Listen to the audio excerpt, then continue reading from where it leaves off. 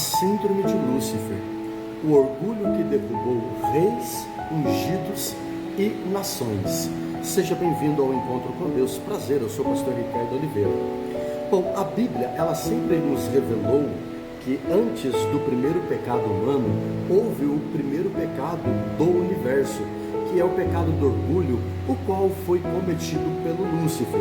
E esse orgulho se tornou, a partir daí, um padrão espiritual com um comportamento repetitivo e uma espécie de síndrome que vai se manifestando ou que se manifesta em seres espirituais e humanos. E existem algumas características sobre essa síndrome.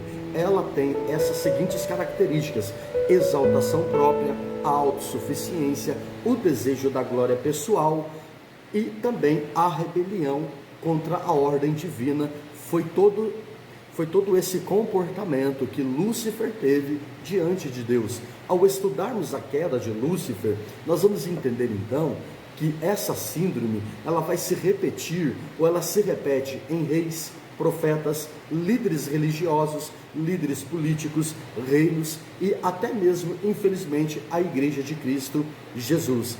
E o que é a síndrome de Lúcifer?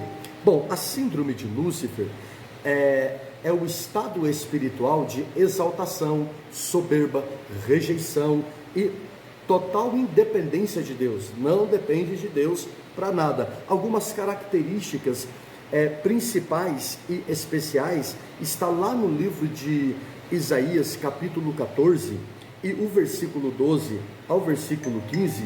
Isaías 14, do versículo 12 ao versículo 15, diz assim: como caíste do céu, ó estrela da manhã, filha da alva, como fostes lançado por terra, tu que debilitavas as nações, e tu dizias no teu coração: eu subirei ao céu, acima das estrelas de Deus exaltarei o meu trono, e no monte da congregação me assentarei da banda dos lados do norte, subirei acima das mais altas nuvens, e serei semelhante ao Altíssimo, e contudo levado serás ao inferno, ao mais profundo do abismo. Bom, nesse contexto a qual nós lemos, tem 5 pontos importantes, ou 5 características, o qual são consideradas. A primeira característica é que ele deixou claro uma coisa: eu subirei ao céu. A segunda: exaltarei o meu trono acima das estrelas de Deus. Me assentarei, essa é a terceira, me assentarei no monte da congregação e subirei acima das mais altas nuvens e serei semelhante ao Altíssimo, que é a quinta. Bom, é o coração que diz: eu não preciso de Deus, não mereço mais, não devo estar acima, eu decido as minhas próprias vontades e os meus próprios desejos. Há um contexto histórico de Isaías capítulo 14, aonde fala do orgulho de reis, o qual reflete aí o orgulho aí de Lúcifer. Isaías capítulo 14, de forma original, ele fala da queda lá do rei da Babilônia, mas existe uma linguagem que ultrapassa aquela linguagem humana, e ela vai descrever então, a partir daí, a queda de um ser celestial. A Babilônia, naquela época, era conhecida como um símbolo do orgulho mundial.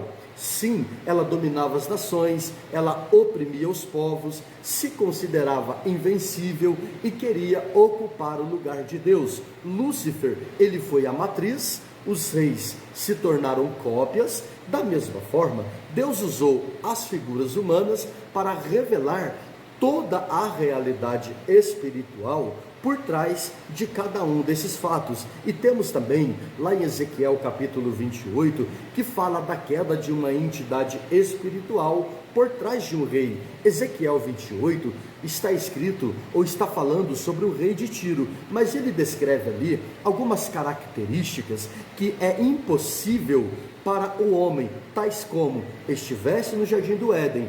Tudo bem, o homem também esteve no jardim do Éden. Até aí há uma comparação angelical e humana, mas agora que muda todo o contexto. Eras querubim ungido, já não está mais falando do homem, perfeito em todos os seus caminhos, cheio de sabedoria e formosura, até que se achou iniquidade em ti. Aqui nós vamos ver então a natureza celestial de Lúcifer.